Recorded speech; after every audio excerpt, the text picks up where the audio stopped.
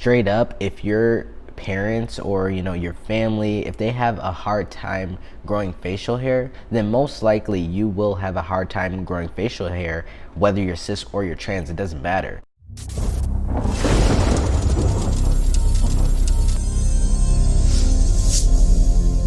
Hey guys, what is up? Welcome back to my channel. I actually don't know if I like these glasses for the video, but I'll leave them on right now just because I don't want to get up, and I'll probably put my other glasses on if I want to film more videos, just because the glare is really bad and I'm trying to look you guys in your eye. I'm gonna quickly go over the best parts of being a guy. For me, I'm gonna say the best parts of being a male, just a male in general, and then I'm gonna say my favorite parts of being a man after transitioning, so just being an FTM, and what I was looking forward to, what I liked once I started to transition. I feel like since I've technically lived as both genders, I'm able to answer this honestly and answer it having both perspectives in mind. Granted, I didn't have those moments of being a real teenage girl because I was slowly starting to transition around 13, 14, but I feel like I still have somewhat of an experience, especially since I did hang out with a lot of girls even in that time. The first thing that I'm gonna say is not having a menstrual cycle. I did have a menstrual cycle for, I would say, maybe a month after I got on T. So mine stopped very, very quickly, and I'm not sure if that's normal. I don't think that's normal, but I only had one period on T. Not even just the hassle of having to like bleed and take care of all that, but not having to pay for it. There are some aspects of chivalry that I do think are sexist, but when it comes to women having periods and just all the stuff that they have to buy, I'm not even gonna touch beauty stuff right now, but having to buy all those things, that's just stuff that guys just don't have to worry about. We don't have to spend the extra money. So if there is something that a girl needs or that she needs to pay for, I have offered to pay for that, not the feminine products in general, but pay for other things and help them out, because there are so many things that prohibit women from being as economically advantaged as men, and just the small things as them having to purchase those things. Men don't have to go out and purchase masculine products for anything that we have to worry about. So there are little costs like here and there that add up for women that men just kind of it just goes over their head. So the next thing that you could tie into the money thing is beauty standards, and men don't have to be constantly bombarded with looking a certain way. Like, I can leave the house in sweatpants and a sweatshirt and nobody's gonna say anything, but if a girl always is wearing that, she's gonna get judged eventually. I actually witnessed this firsthand, and when I invited my senior prom date to my prom, she didn't go to my school. So when she showed up, a lot of my friends and even my ex-girlfriend, and maybe it was because she was my ex-girlfriend, but she had something to say because my prom date's nails weren't painted. It sounds kind of ridiculous, and I think that it was. I still think that it was ridiculous. I thought it was ridiculous when she said it. Why does my prom date get judged for not having her nails painted?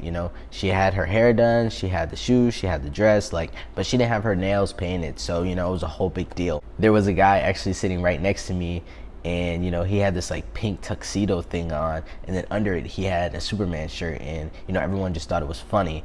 But God forbid a girl doesn't have her nails painted, the world is ending. So there's many more examples of this, but I think that's very to the point. I want to tie clothes in with beauty standards also, because I think personally that it's harder to shop for women.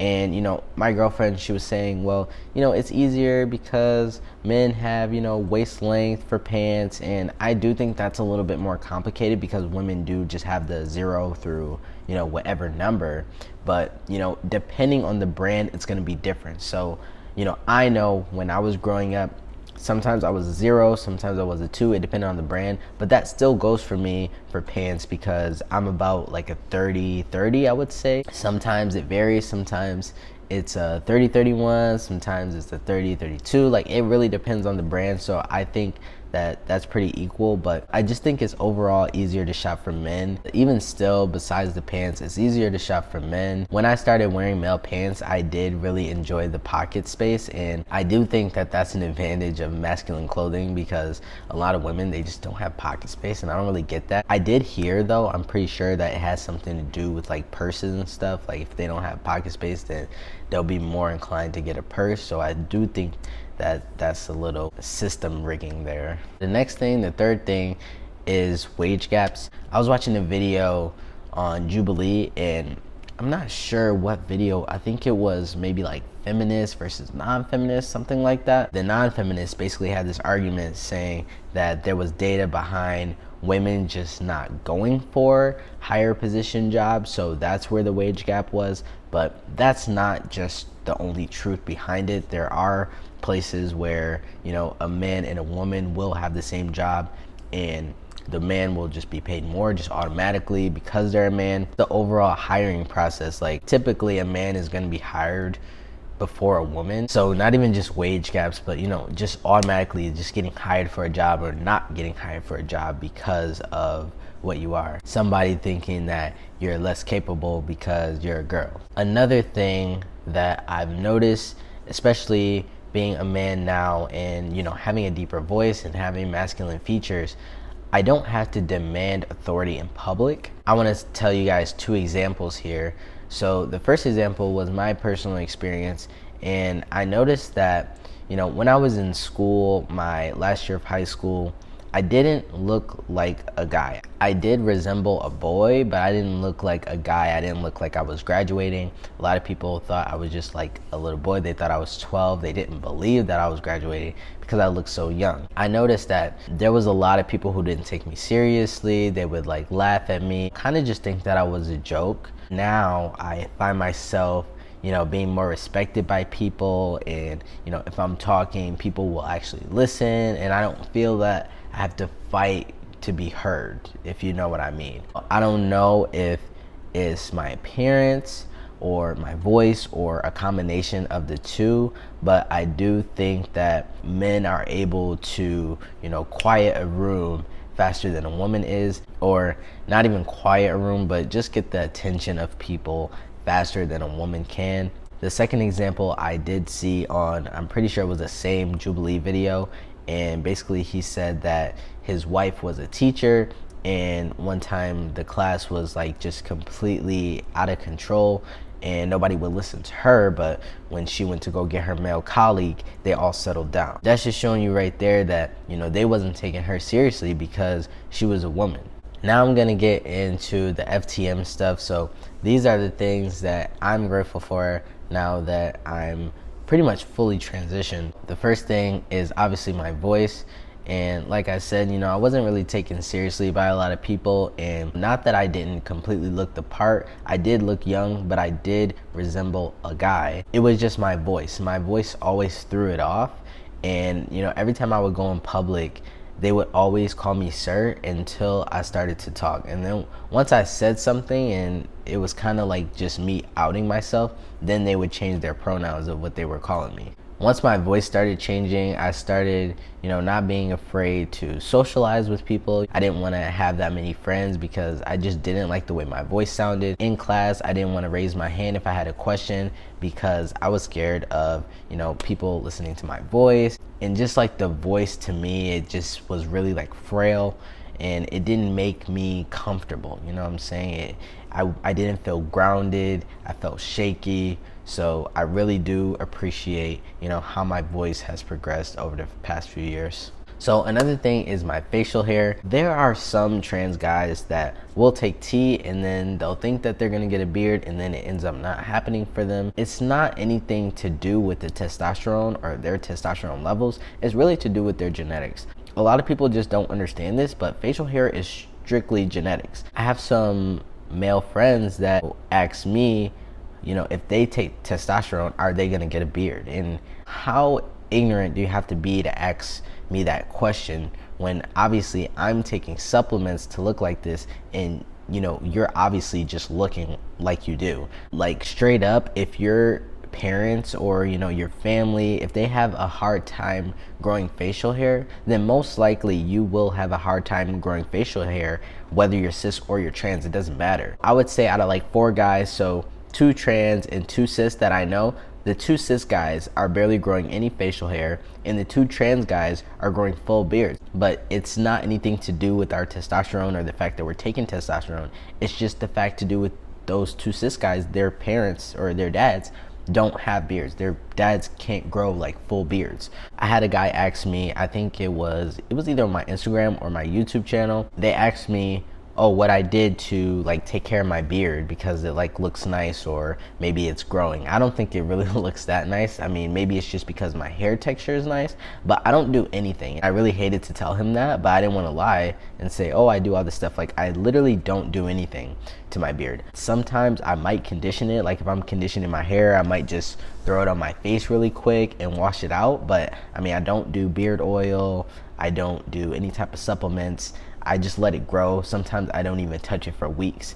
So I don't really have any tips for people who can't grow beards. It's really just genetics. Even for me right now, like my mustache, this is all I've been able to get in 4 years. I remember like 2 months into me taking tea, I started to get like a little shadow, and then I was like hearing people say, oh, shave it more and then it'll grow back faster.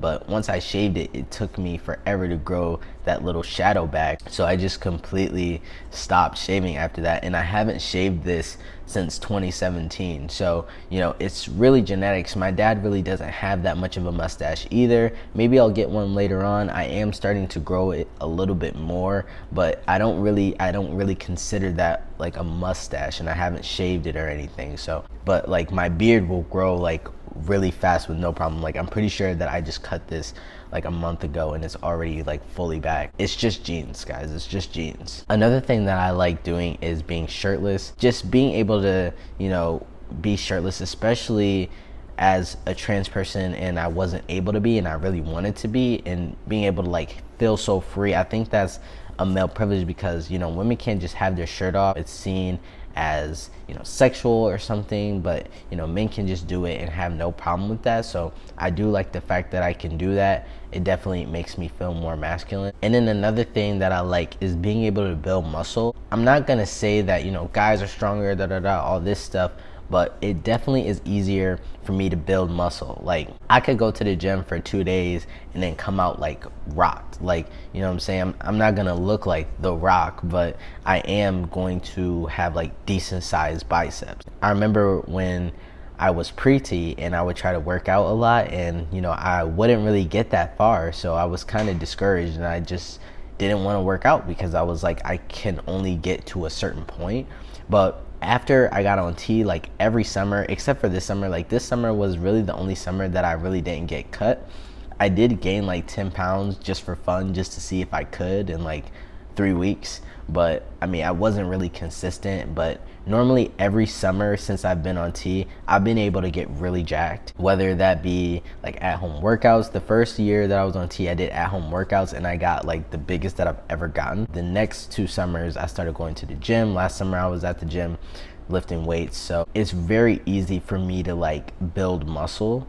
And I really like that because it's more affirming to my gender identity. And then the last thing that I'm gonna say is just being normal. Growing up, I always felt like I had to act like a girl because that's just what it was, and I couldn't do anything about it. But once I knew that people were living as the opposite gender, and that it was possible, and that I could just go through the world and be myself, I found a lot of hope. But I did find a lot of depression in that because I knew that I wasn't that at the moment. Just having a positive outlook and knowing that I'm able to just be me. In middle school, I tried to act like a girl for I think about like 2 years. I really tried, and it was really awkward, and a lot of people could see that. They could see how awkward I was trying to fake that stuff. So I'm just very grateful that I'm able to just like live authentically now. A lot of people aren't proud of themselves. They don't want to come out the closet. They want to hide who they are. But it's really freeing just being who you are, because I learned this a little bit ago. There's always going to be someone who has similar identity issues as you do. So if you're gay, if you're bi, you know, if you're trans, there might not be somebody who's exactly like you, but they're gonna have the similar sexuality or gender identity as you. So you're not the only one. And you know, if you feel like that in your area and you feel alone, then maybe you should move. I know that there are some kids on my channel and stuff sometimes, but you know, once you get to that age and you find out that the environment that you're in is not the environment for you, you shouldn't be afraid to move, because you might think that it's a lot of work, or you know, you're scared, you know, all that stuff, because you only get one life and you're doing yourself a disservice by not living it to the fullest and not having the things that you want, like whatever you want. I think self-awareness is everything. So you know, some people are content with not moving from their hometown, and that's fine. But if that's not you and you're doing the things that you don't want to do, for why? There's so many different ways that you can be you in this day and age that it makes no sense to be anybody else for anybody else. All right guys, I hope you liked this video, and catch me next week with some more stuff. I'm gonna do a story time that I've already filmed. I actually filmed it yesterday for my 1,000 subscriber mark. If you know anybody who you think would like these type of videos, you know, don't be afraid to share it. Tell them to subscribe. Thank you guys for following me thus far.